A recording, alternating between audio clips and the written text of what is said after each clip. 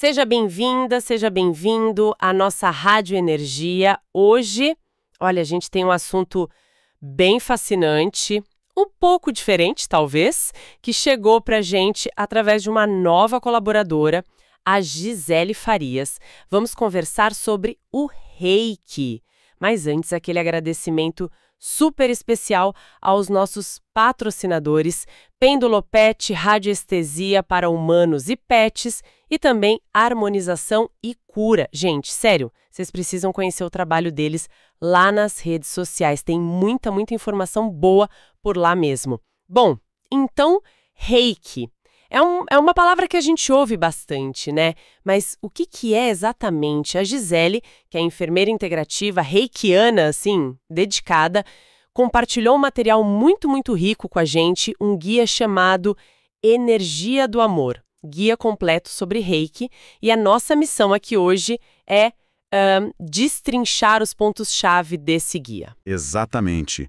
A ideia é a gente explorar juntos o que esse guia da Gisele apresenta, né? Sobre a origem, os fundamentos, como que essa prática se propõe a funcionar e, claro, os benefícios, as aplicações que o material descreve.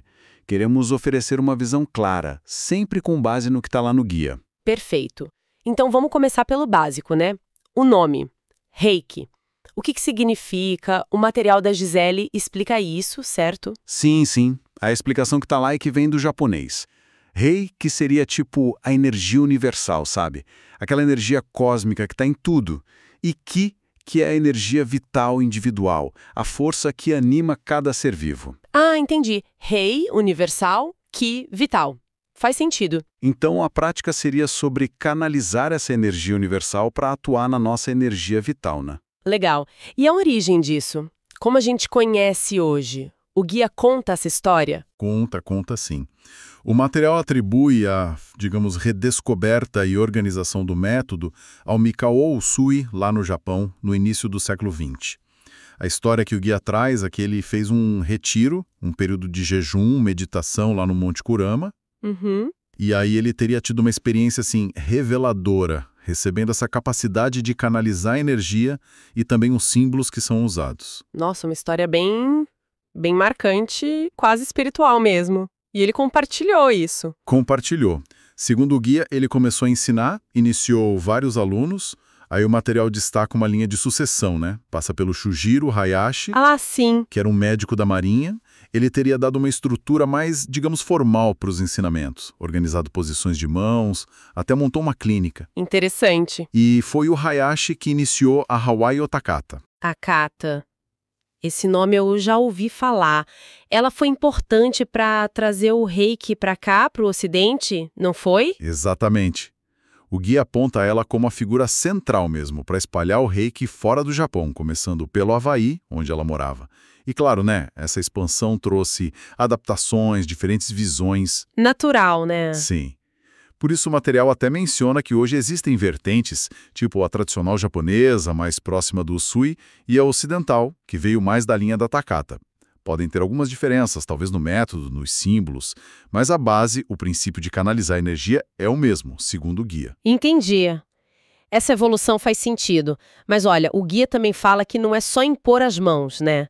Tem uma filosofia por trás, os tais 5 princípios. Isso, precisamente. O material dá bastante destaque para isso. Os 5 princípios, que são atribuídos ao Usui.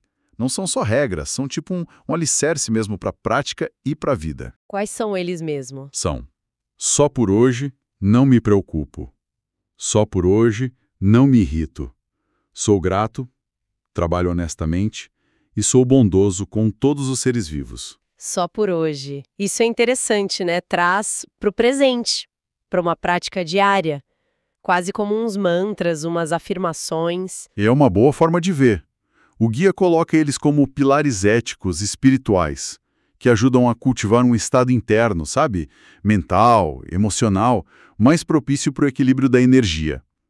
A ideia é que cultivar calma, gratidão, compaixão, isso facilita o fluxo da energia vital. Então o estado da pessoa influencia. Exato. Torna o praticante um canal mais claro, né? E a vida mais harmônica também. É um convite para a gente se observar para uma transformação interna que caminha junto com a prática energética. Que interessante essa conexão. Mas vamos para a parte mais concreta, digamos assim. Como que o guia explica o funcionamento? Como que essa imposição de mãos ou sua proximidade poderia ter algum efeito segundo essa visão? Bom, a explicação que o guia Energia do Amor traz é que o Reiki age nos campos energéticos sutis.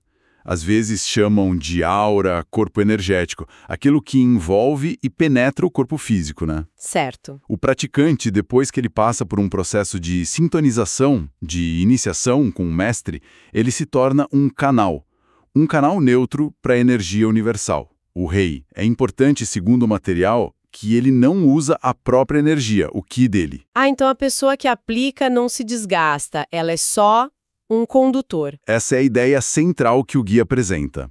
E tem uma coisa fascinante que o material destaca. Ele descreve essa energia universal como inteligente. Inteligente. Como assim? Era no sentido de que ela não dependeria do diagnóstico ou da intenção específica do praticante para saber onde agir. A energia fluiria, assim, naturalmente para as áreas onde tem mais necessidade no receptor. Onde tem bloqueio, desequilíbrio, falta de energia. Nossa. Energia inteligente. Mas como ela saberia para onde ir? O guia detalha isso? O material não entra em detalhes de mecanismo físico, biológico, sabe? A descrição é mais em termos energéticos. A energia buscaria, ressoar com as frequências que estão desafinando no campo energético da pessoa. Entendi.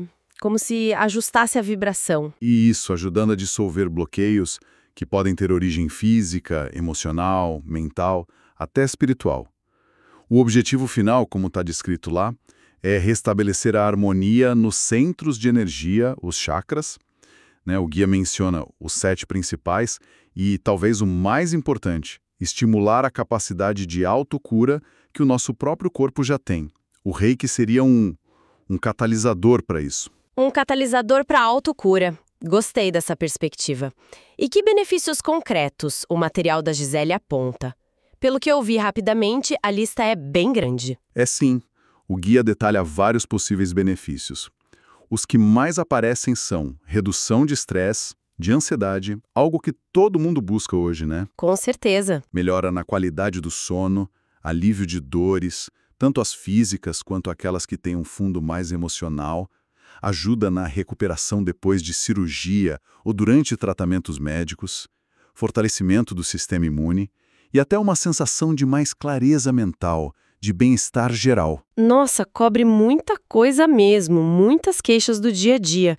E sobre segurança, limitações, o guia fala algo? Assim, um ponto que o material reforça muito é a ausência de contraindicações e de efeitos colaterais negativos. Ele apresenta o Reiki como uma prática segura, suave. Ah, que bom. Pode ser aplicada em qualquer pessoa. Bebê, criança, adulto, idoso. Não importa a condição de saúde, a crença ou se a pessoa está fazendo outro tratamento médico. É sempre colocado como uma terapia complementar, sabe? Para apoiar, não para substituir o cuidado médico convencional. Complementar, entendi. E essa versatilidade toda, o guia dá exemplos de aplicações mais específicas? Dá sim, tem partes dedicadas a isso. Falar, por exemplo, de Reiki em crianças. Diz que elas costumam ser muito receptivas. Sério? Sim, e que nelas a prática poderia ajudar a acalmar a ansiedade, melhorar o sono, lidar com hiperatividade. E a aplicação seria de forma mais lúdica, né? Sessões mais curtinhas, respeitando o limite da criança. Que interessante. E nos idosos? Também.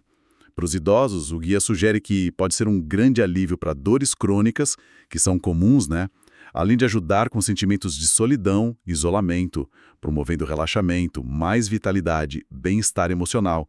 A abordagem é sempre descrita como muito gentil e acolhedora. E aquela aplicação em animais que você comentou? Isso é curioso. Como o guia descreve? O material aborda, sim, indica que os animais também podem se beneficiar para questões físicas, tipo recuperação de lesão, dor, e também comportamentais, medo, ansiedade, agressividade, até para ajudar na adaptação a um lugar novo. Nossa! A recomendação principal que o guia traz é ter sensibilidade. Observar a reação do bicho, respeitar o espaço dele, deixar ele chegar perto ou se afastar se quiser. O guia até menciona a possibilidade de enviar reiki à distância, caso o animal não goste do toque ou da proximidade. O consentimento, nesse caso, é meio que interpretado pela aceitação do animal, né? Faz sentido. Essa ideia de níveis que tem no reiki também está no guia, né? Parece um caminho de aprendizado. Isso, correto. O sistema que o material descreve é estruturado em níveis, como uma progressão mesmo, no aprendizado e na capacidade de canalizar energia. O guia detalha. Nível 1, que chamam de o despertar. O foco é abrir o canal de energia do aluno com a iniciação. Certo. O aprendizado ali é mais para autoaplicação e para aplicar presencialmente em outros, em animais, plantas, com foco maior no corpo físico. É o primeiro contato, então, a abertura. E depois? Depois vem o nível 2, a transformação. Aí a coisa amplia bastante. O guia diz que o praticante recebe novas sintonizações e aprende os primeiros símbolos sagrados do reiki. O foco vai para o nível emocional e mental da cura. E é aqui que entra a técnica de enviar reiki à distância. Símbolos sagrados? Envio à distância? Aí começa a ficar mais abstrato, né? Intrigante. Como o guia explica esses símbolos? São desenhos? O material descreve eles como se fossem chaves energéticas, ferramentas que ajudam um praticante a direcionar, a intensificar a energia reiki para alguma finalidade. Não são só desenhos, não. São representações de frequências energéticas que a gente ativa com a intenção, traçando eles, visualizando ou falando o nome, os mantras. E são passados do mestre para o aluno na iniciação de forma confidencial. E quais símbolos o guia da Gisele menciona? O material detalha os 3 principais que geralmente se ensina no nível 2 do sistema Uzui. Tem o Shokurei, que é o símbolo do poder. Usa para intensificar a energia, para limpar energeticamente pessoas, ambientes, para dar proteção. Tem o Seireki, o símbolo da harmonia. Esse é mais voltado para a cura emocional, mental, para ajudar a liberar padrão de pensamento negativo, trauma, vício, trazer equilíbrio psicológico. E tem o Honshaze Shonen. Honshaze Shonen. Esse é o da distância, né? Como que o guia explica que isso funciona? Porque desafia a nossa ideia de espaço, né? Totalmente. O guia apresenta ele como o símbolo da conexão, tipo uma ponte que vai além do tempo e do espaço. A explicação que está lá se baseia na ideia de que no nível da energia está tudo interligado, sabe? E a energia não estaria limitada pelas leis do nosso mundo físico tridimensional. Então, usando esse símbolo com intenção bem focada, o praticante criaria uma conexão energética com quem vai receber. Pode ser alguém em outro país, uma situação futura, tipo uma prova, uma cirurgia, ou até uma questão do passado que ainda precisa de cura. A energia reiki fluiria por essa ponte. O guia sempre ressalta a importância da permissão, né, e da ética nisso tudo. Uma ideia bem poderosa essa, de conexão energética além do tempo e espaço. E depois do nível 2, tem mais? A jornada continua? Continua. O guia descreve o nível 3, às vezes chamado de 3A, ou mestrado interior, é a realização. Esse nível aprofunda a conexão do praticante com a energia e consigo mesmo, foca mais no lado espiritual da cura. Ah, sim. Nele, segundo o material, o aluno recebe o símbolo mestre, o Daikomayo, que significa grande luz brilhante. Ele representa iluminação, verdade, conexão com a nossa essência divina, o eu superior. A prática fica mais intuitiva, mais potente. E tem mais um nível ainda. Tem. O último passo que o guia descreve é o nível 3B, ou o mestrado mesmo, o professorado. Quem chega aqui recebe as técnicas para poder iniciar outras pessoas no reiki. Fica apto a ensinar, a dar continuidade para a linhagem. É um nível de bastante responsabilidade, como o guia frisa. Uma escada bem clara de aprofundamento. Mas essa prática toda ela tem que ser feita numa sessão formal, longa, ou o guia sugere jeitos de usar mais, sei lá, no dia a dia? O material da Gisele super encoraja a integrar o reiki no cotidiano. Apresenta a ideia de que não precisa esperar a sessão completa, não. Sugere umas microaplicações, tipo, acordou? Envia reiki para o seu dia. Tá no banho, visualiza a água e o reiki te limpando. Que legal. Faz uma pausa rápida no trabalho, aplica reiki nas mãos, nos olhos cansados, na cabeça. Antes de dormir para relaxar, são como umas doses de manutenção de energia, sabe? Doses de manutenção, adorei o termo. deixa a prática bem mais acessível, né? E combinar com outras coisas, outras terapias, o guia fala disso. Fala sim. Aborda essa sinergia com várias outras práticas integrativas, descreve como o reiki pode se juntar com cristais, que teriam essa propriedade de amplificar ou direcionar energia, Uhum. com aromaterapia usando óleos essenciais para potencializar relaxamento ou dar mais energia, com cromoterapia o uso das cores, florais também, yoga, meditação, que já mexem com energia e consciência. A ideia que o guia passa é que o reiki pode harmonizar e até turbinar os resultados dessas outras terapias.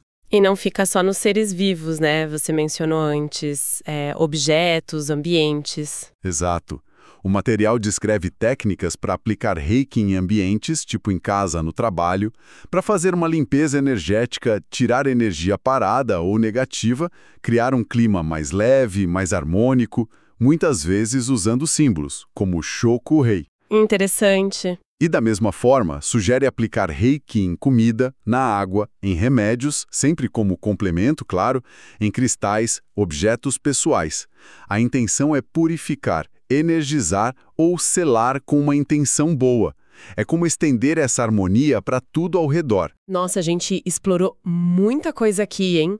Partindo desse guia da Gisele Farias, desde o que é reiki, essa junção de energia universal e vital, passando pela história do Usui, a linhagem, os princípios como filosofia de vida, aí a explicação de como essa energia inteligente funcionaria, a lista enorme de benefícios que o pessoal relata: estresse, sono, dor, a estrutura dos níveis com símbolos que são bem intrigantes, né?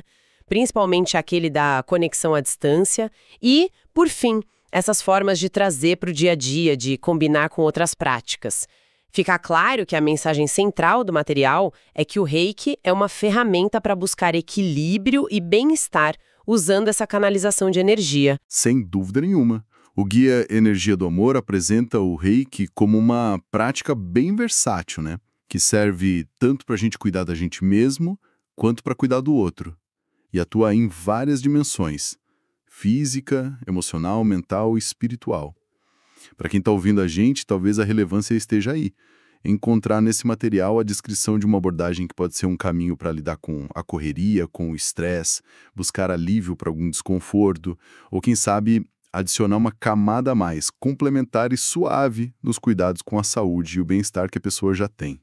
O foco é sempre no equilíbrio e em ativar o nosso potencial interno. Então, resumindo tudo isso que a gente conversou, o que fica?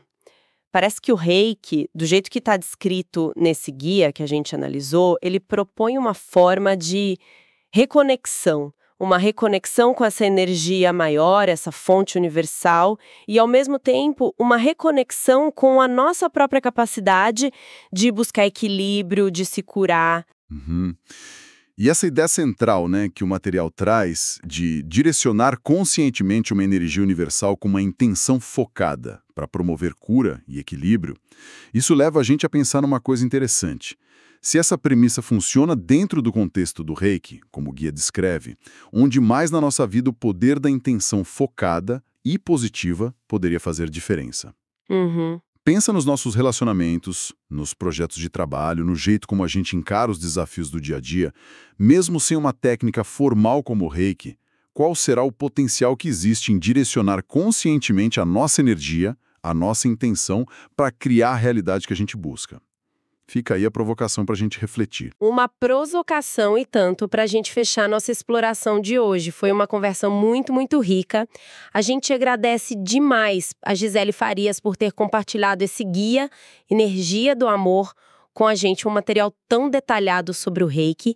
E claro, mais uma vez, nosso muito obrigado aos patrocinadores que apoiam a Rádio Energia, Pêndulo Pet, radioestesia para humanos e pets e harmonização e cura. Não deixem de procurar por eles nas redes sociais, viu? Para saber mais do trabalho incrível que eles fazem. E com isso, a gente encerra a nossa conversa de hoje aqui na Rádio Energia. Até a próxima, pessoal!